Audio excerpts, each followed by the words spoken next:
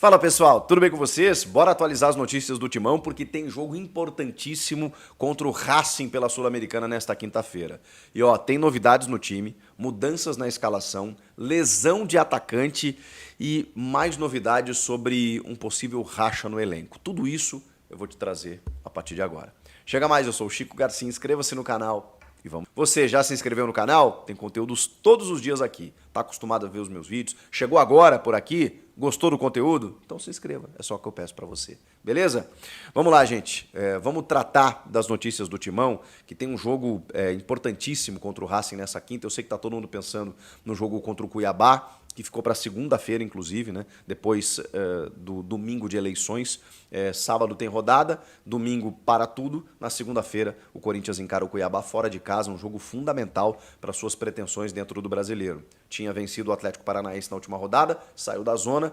Com a vitória do Vitória durante a rodada, o Corinthians voltou para a zona do rebaixamento, mas está em vias de sair se continuar com esses resultados. Então a vitória contra o Cuiabá ela é fundamental na segunda-feira. Não vai ser muito fácil, mas esse jogo da quinta, ele ganhou um contorno mais decisivo, porque embora a gente saiba que o foco está na segunda-feira, Ramon e Emiliano Dias estão sentindo uma pressão que ela não existia até a queda na Copa do Brasil. E a queda na Copa do Brasil, ela acontece para o Flamengo, diante de um contexto todo de bastidores e de derrotas que o Corinthians teve nos bastidores para o Flamengo, e de um confronto em que o técnico Ramon Dias deixou a desejar em algumas escolhas. Então, essa pressão veio para ele. Também tem outro indicativo, outro fator. O Corinthians, se não vencer a Sul-Americana, não disputará a Copa do Brasil em 2025. Porque o Corinthians terminou em 10º no Campeonato Estadual. O Corinthians foi eliminado na primeira fase, não chegou na fase de matas. E com isso, terminando em 10º, ele não pega nenhuma das 6 vagas no ranqueamento. Não que o Mateuzinho tenha sido um craque, Cafu, não é isso. Mas o Fagner está deixando a desejar e não é de hoje. A gente sabe a qualidade que o Fagner tem. E para calar minha boca e a de muitos, é muito capaz do Fagner jogar e jogar uma enormidade. Porque ele tem bola para isso. Mas às vezes fica a sensação de que ele joga quando ele quer. O fato o Fagner deve ser titular. Na dupla de zaga, o André Ramalho está tendo uma queda técnica e uma sequência de jogos muito grande. Então, daqui a pouco ele pode alternar. O fato é que o Kaká retorna, né? O Gustavo Henrique foi muito mal. O Kaká parece que teve febre na noite anterior, isso revelado pela comissão técnica. Então, ele assume a titularidade, ao lado do André Ramalho ou do Félix Torres. A gente ainda não sabe. Mas com o Fagner na direita e o Matheus Bidu na esquerda. Essa deve ser a defesa com o Hugo Souza no gol. Meio de campo, o José Martínez deve abrir o meio campo. Ele não foi bem nos últimos jogos, é verdade, mas a gente sabe do que ele é capaz. Ali no setor de marcação, ele sabe jogar. Na segunda volância, o Charles vem, acho que, digamos assim, cativando essa posição, né, para ser um segundo homem pela marcação que ele tem, por sair jogando com a bola, com uma qualidade muito boa.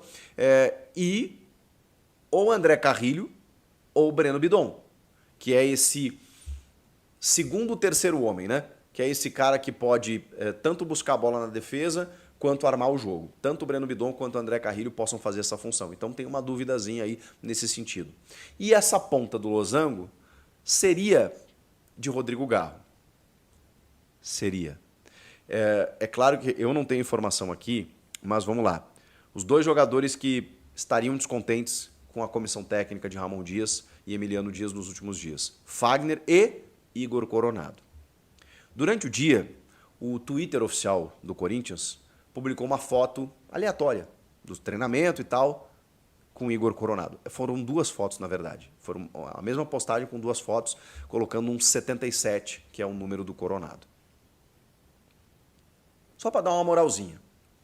Quando vira, eu estou gravando esse vídeo na madrugada, quando vira da meia-noite, da quarta para quinta, que é o dia do jogo contra o Racing, o Corinthians, a sua rede social, posta um card para dizer que hoje é dia de Corinthians. Já estamos no dia do jogo. E o jogador escolhido para estar nessa foto do card é Igor Coronado. Pode ser uma coincidência? Pode. Pode ser porque ele é um jogador do elenco? Pode. Mas eu tô com um palpite de que ele vai ser titular. Pelo descontentamento, para o Ramon tentar apaziguar um pouco as coisas, para dar uma segurada, uma preservada no Garro, que estava visivelmente cansado no jogo de domingo, e aí ele ficaria mais disposto, mesmo sem ele entrar no segundo tempo, para o jogo de segunda importantíssimo contra o Cuiabá, e aí dá uma chance para o Coronário. A rede social do Corinthians, ela meio que entregou isso. E o Coronado foi uma figura-chave nos dois confrontos pela Sul-Americana contra o Fortaleza, em que o Corinthians amassou o terceiro colocado do Campeonato Brasileiro. Num modelo de 3 volantes e 1 meia. No modelo 4-4-2, no modelo de losango no meio. Em que o Ramon estranhamente abdicou nos jogos contra o Flamengo. Pois agora não. Agora ele está vendo que a batata está assando, a pressão está muito grande, a pressão da torcida, da opinião pública e do que ele precisa fazer no time. E, inclusive uma pressão interna. Então, existe um indicativo. A gente só vai saber 1 hora antes do jogo. Mas o indicativo é esse. 3 volantes, fazer algumas trocas nas suas inscrições. E o Héctor Hernandes entrou, juntamente do Alex Santana. Então, o Héctor Hernandes poderia estrear na Sul-Americana, estando relacionado para esse confronto contra o Racing, pois ele acabou sofrendo uma torção no joelho direito no treinamento. Foi uma lesão no ligamento colateral lateral e significa que ele está fora da temporada. Ele foi inscrito na Sul-Americana, mas não joga mais esse ano. Então o Héctor Hernandes ficou realmente para o ano que vem. O Alex Santana, como eu disse, foi inscrito e é um que pode muito bem pintar. A gente já imaginou que ele fosse ganhar alguns minutos contra o Flamengo, isso não aconteceu, mas agora, mais uma vez, vai estar relacionado e agora devidamente inscrito na Sul-Americana. Eu conversei com uma pessoa que conhece muito de Corinthians, que está lá dentro do Corinthians, sobre essas informações de descontentamento. Essa pessoa me confirmou que realmente há um descontentamento de algumas pessoas por parte do trabalho do Ramon, que a tendência é muito grande, praticamente certo já que o Ramon não fica para o ano que vem, e que existe, eu não achei que isso fosse verdade, gente, mas me confirmaram que sim. E aqui eu não estava duvidando da informação, né? Inicialmente do Samir, depois do Leandro Quesada, vários repórteres, né, dando essa informação, e aí a gente só pode fazer o quê? Né? O papel do jornalista, quando alguém diz que está chovendo, não é você ficar se questionando se tá ou não tá. É abrir a porra da janela e olhar para o céu para ver se está chovendo ou não. Então, a gente vai conversar com as pessoas. E me disseram que esse racha entre gringos, entre estrangeiros e brasileiros, ele existe. As chamadas panelas, as chamadas preferências da comissão técnica por estrangeiros em detrimento a brasileiros. E que os brasileiros estariam um pouco inconformados com isso. E aí tem a ver um pouco com essa notícia do Fagner e do Coronado, que são brasileiros em detrimento de outros jogadores. Bora fechar o vídeo para falar sobre o Corinthians. Trago atualizações sobre a investigação do Ministério Público e da Polícia em relação àquele contrato do Corinthians com a VaideBet.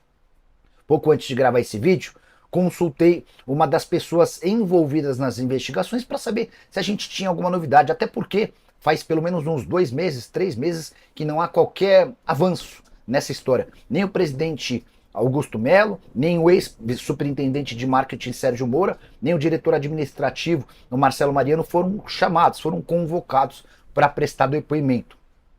Uma das pessoas que eu ouvi disse que essa convocação ainda não aconteceu porque há um trâmite anterior a essa. Frase dessa pessoa, abre aspas, precisamos seguir o dinheiro e para saber se esse dinheiro voltou ao Corinthians, precisamos da ajuda dos bancos. O que está acontecendo por agora? A pedido do Ministério Público e da Polícia, a Justiça notificou 5 bancos que seriam obrigados a mandar dados dessas pessoas que eu citei, entre outros, dados bancários. A ideia era uma quebra de sigilo para saber se houve dinheiro voltando depois dos pagamentos das comissões da VaideBet. Só um dos 5 bancos acabou por permitir acesso à polícia e ao Ministério Público. E agora a polícia e o Ministério Público cobram que a juíza Márcia Mayuni, que é a responsável por autorizar as quebras de sigilo bancário e telefônico, acelere essa cobrança em relação aos outros 4 bancos. Somente a partir daí, quando a polícia tiver uma ideia se o dinheiro saiu do Corinthians para pagamento da comissão e voltou para o Corinthians ou para pessoas do Corinthians ou não, que vão haver as convocações para os dirigentes alvinegros. Já havia contado para vocês que existem fortes suspeitas e uma possibilidade grande de indiciamento de funcionários e pessoas do alto escalão corintiano por conta desse pagamento da comissão da VaideBet. Corinthians colocou um laranja para receber essa comissão, alguém que se declarou diante da polícia como com participação nenhuma no acordo entre Vaidbet e Corinthians. Para piorar essa questão, a gente descobriu tempos depois que o dinheiro pago pelo Corinthians a Vaidbet acabou sendo repassado para empresas ligadas ao PCC. Curtiu o vídeo? Não esquece de deixar like, de se inscrever no canal.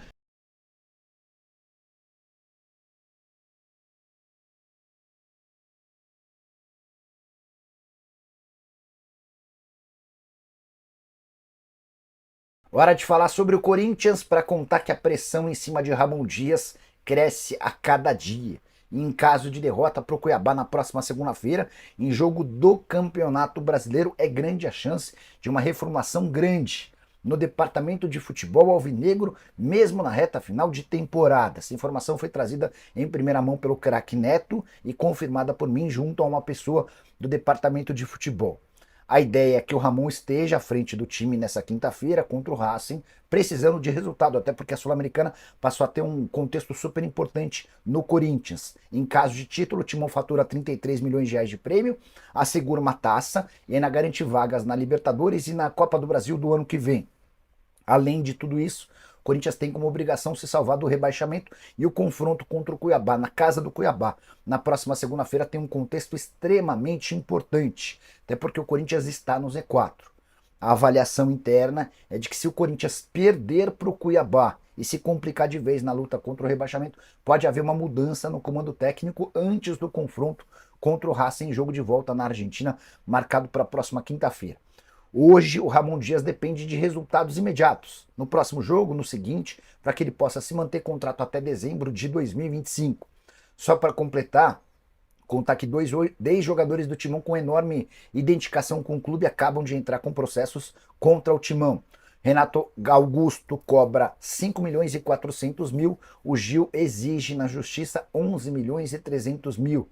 Essa grana se refere a uma série de pendências do Timão. Só para completar, atletas representados pelo Carlos Leite, que também envolveu recentemente um processo contra o Corinthians, pedindo 60 milhões de reais.